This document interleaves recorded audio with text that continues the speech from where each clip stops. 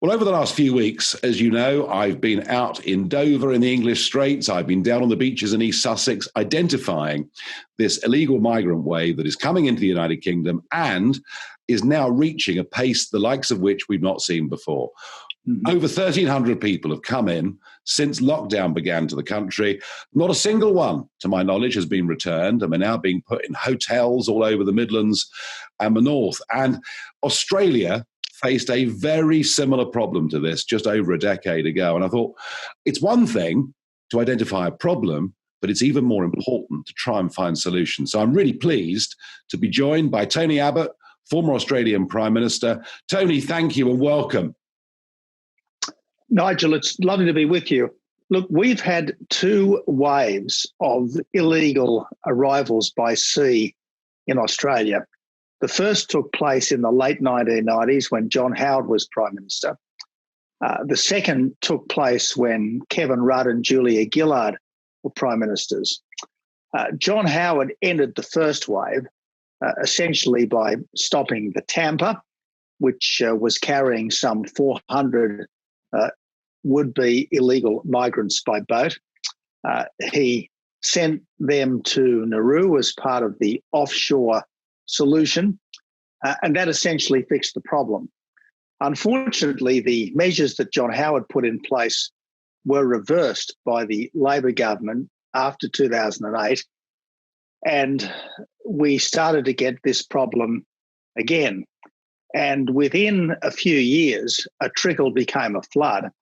Back in July of 2013, we had almost 5,000 illegal arrivals by boat in a single month. That's a rate of over 50,000 a year. And plainly, it was becoming effectively a form of peaceful invasion. I won the election in September 2013, and I did two things. First of all, I re-established our era policies of temporary protection visas, offshore processing, and boat turnarounds. But we did a couple of other things as well. We put in a unified chain of command through Operation Sovereign Borders, which meant that the Coast Guard, the Navy, and immigration were all working under the one system. We had a news blackout because every time an illegal boat arrived and an announcement was made, it was effectively shipping news for people smugglers. The third thing, and perhaps the most important thing we did, was that where the people smugglers scuttled their boats, forcing the Australian Navy to pick up the would-be illegal migrants and effectively bring them to our country, we provided big orange lifeboats, which we then towed to within 12 miles of Indonesia from whence all these boats had come, with just enough fuel to get back to Indonesia, and said, off you go. Now, all of my expert officials told me that the Indonesians wouldn't like it, and I accepted that the Indonesians wouldn't like it. But given that we only had the problem because Indonesia had effectively waved these people onto Australia, Indonesia was not nearly as efficient and effective at cracking down on people smuggling as it should be. I thought it was fair enough to send these people back from whence they'd come, because let's face it, there was no problem of safety in Indonesia, but it wasn't the life they wanted. They didn't want safety in a country like Indonesia. They wanted the good life in a country like Australia. Now, who can blame them? But it's not Australia's duty to say to everyone, well, if you can get here, you can stay here, because if you do that, effectively, you're opening the door potentially to millions of people, and no self-respecting country can endure that. I can imagine. I mean, there must have been howls of outrage from the Liberal left and the mainstream media in Sydney about what you were doing. There certainly were. John Howard had copped massive criticism in his time for policies to turn boats around. I copped massive criticism even in opposition. Indeed, the then Prime Minister, Kevin Rudd, said that the coalition's policies would bring about war with Indonesia. The language was that over the top. Wow. And there is no doubt, as I said, that the Indonesians didn't like it. And when we started doing it, it did cast a chill on our relations for some time. But look, the Indonesians are pragmatic. They respect strength. They realised that people smuggling for them was a fourth-order issue, but it was a first-order issue for us, and therefore we had to take the measures that we did. And how did you get the message to potential migrants who, of course, would have fallen into the arms of the criminal gang saying, come with us, pay us a few $1,000s and we'll get you there? How did that message get out? It's a good question, Nigel. I can remember one day, I think it was late in December 2013, the front page of the Daily Telegraph in Sydney, which is our biggest selling tabloid newspaper, was dominated by a huge photograph of one of our orange life rafts washed up on a beach in Indonesia. And I thought, that is the most powerful message, because that will circulate like wildfire in the circles that are constantly being explored by would-be illegal migrants. And the truth is that after January of 2013, we had no boats for something like 3 years. And what we've seen since then is a handful, if that, of people seeking to make the very dangerous journey from Indonesia to Australia by leaky boat. Now, as you know, the English Channel is just 20 miles wide, and they're coming over on sort of small inflatables, 14, 16, 18 foot long, something like that. Some with a dozen on. One that I discovered with 22 on. I mean, I couldn't believe it was even floating. And, you know, what we are seeing, and I've witnessed this, Tony. I've filmed it. I've exposed it. Yeah. We're seeing the French Navy. We've given the French 61 million quid, right, to help stop this problem from happening. And that is with, you know, security, fencing, equipment, all the rest of it. And what we've seen is the French Navy say that if they try, and I guess there's a parallel here with Indonesia, the French Navy say that if they try to turn a boat around to get the people on board and take them back into Calais or Boulogne or wherever it may be, that the migrants don't want to go back to France, and they resist. And for that reason, the French are effectively escorting them over the line in the English Channel, and Border Force, it seems, then are happy to pick these people up. I mean, how do you, as somebody who, you know, and I know you've spent quite a lot of time in this country and you're pretty pro the United Kingdom. I mean, how do you view our situation right now? Look, we had a similar situation, in some respects at least, back in the Rudd Gillard era. The Australian Navy was patrolling the seas between Java and Christmas Island. We were routinely coming across people smuggling boats. Inevitably, these boats were unseaworthy. Our Navy picked up the passengers and took them to Christmas Island, which was exactly what they wanted. So it wasn't a coast guard so much as a coast guide. And our Navy was effectively acting almost as an agent for the people smugglers. Like a taxi. Now, it just a water taxi service for people smugglers. Now, the Navy didn't like it. They hated it because they could see what was going on here. They could see that the people smugglers were effectively having a lend of us. But the bleeding hearts that were then in charge of the Australian government said, well, what option have we got? Well, if you keep giving the people smugglers a product to sell, you will keep getting people smuggling. And if you have people smuggling, inevitably you'll have deaths at sea. And the estimate is that something between 2 and 3% of those who set out, over 1,000 people in this case, died at sea in that period between when I stopped the boats and after Kevin Rudd and others had started them up again. So, look, you've got to be firm to be fair. You've got to be tough to be kind in the end. And the kindest thing you can do is close down the people smuggling trade.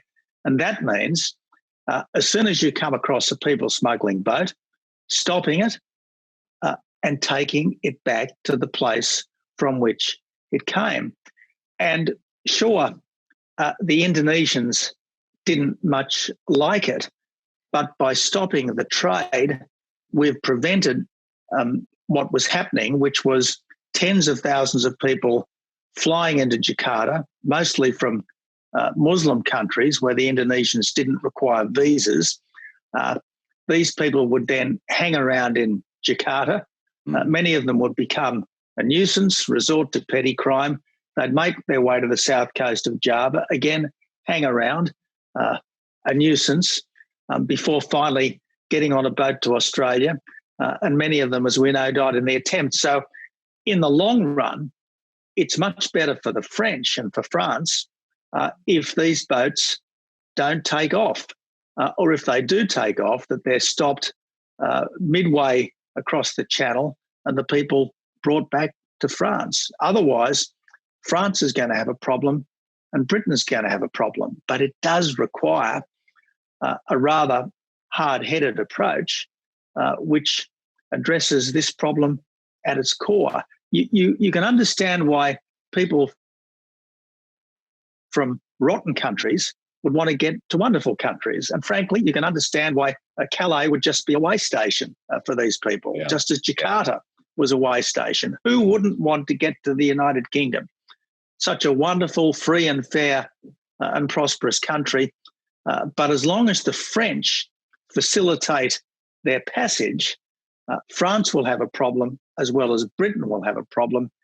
But if it takes a bit of toughness on Britain's part, Bojo has his mojo, let's face it. Let's send them back. Right, good, Tony, that's absolutely clear. What could be fairer than that? No, it's clear. What could be fairer than that? I think the parallels are remarkable. And can I finish? I must ask you, because a lot of attention is focusing on your time zone, and in particular with what's happened in Hong Kong. Now, I know that back in 73, when we joined the common market, it was considered by many Australians to be a bit of a stab in the back. And it made it very difficult for many of your agricultural produce, wine, etc., to be sold in the UK without really punitive tariffs. And I know that Australia kind of quite sensibly pivoted away towards Australia, and you have a very high level of economic interdependence with China, and yet Huawei is not going to be part of your 5G system. But when you see Hong Kong, what do you think the global response to China now needs to be? Okay, well, look, a couple of points.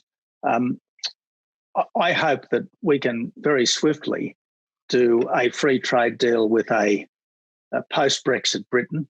And frankly, it ought to be a one-page free trade deal which says that goods shall be absolutely free of tariffs and quotas, and there will be mutual recognition of qualifications and standards. And frankly, if you're a law firm in London, you ought to be able to hang up your shingle in Sydney and vice versa. If you're a doctor in Sydney, you ought to be able to practice in London and vice versa. And as far as Britain and Australia are concerned, there should be free movement of people for work, not welfare, certainly subject to a generous quota. My parents' generation, indeed my generation, it was almost a rite of passage for Australians to go and live and work for a significant period of time in Britain. And I know a lot of Britons have spent a significant period of time in Australia. A lot of great Britons were born in Australia, and a lot of great Australians were born in Britain, and long may that continue to be the case. So look, Huawei, we took the view, and this has been a bipartisan position here in Australia, that Huawei is, in essence, subject to direction by the Chinese Communist government. In fact, at Chinese law, all businesses are required to obey all the dictates of the Chinese Communist government, and the Chinese Communist government is vastly more risk at doing what it wants than any Western democratic government is. And why would you allow into the heart of your sensitive telecommunications infrastructure an entity which is effectively an agent for the Chinese Communist government, which it's more and more clear is no longer a good international citizen, but a pretty threatening international bully. So I hope that the reconsideration of Huawei's participation in Britain's 5G network can go ahead. Now, to finish with Hong Kong, look, I've got nothing but admiration for the people of Hong Kong. It's wonderful to see the Union Jack being flown on the streets of Hong Kong by protesters who remember the priceless legacy they got from Britain. Market freedoms, the rule of law, and a degree of political pluralism. Obviously, the Chinese Communist government finds all of this poison, and they are doing their damnedest to stop it from spreading. In the end, not only would this be a tragedy for the people of Hong Kong, it would be a bitter tragedy for the whole world, because as things stand, along with London, New York and Singapore, Hong Kong is one of the great international cities. And it will be sad for China because one of the reasons why China has been so economically successful in recent decades is the proximity of Hong Kong and the exposure to the kind of sophisticated market mechanisms that up till now Hong Kong has been so expert at. Tony, thank you very much on both those big stories for joining us. I know there's a UK audience going to be really keen to hear that parallel with what happened in Australia. We've got to find solutions, not just identify problems. And Nigel, if I may finish on this note, if the Chinese do crush Hong Kong, it can't be something which is just thought of as of no great consequence.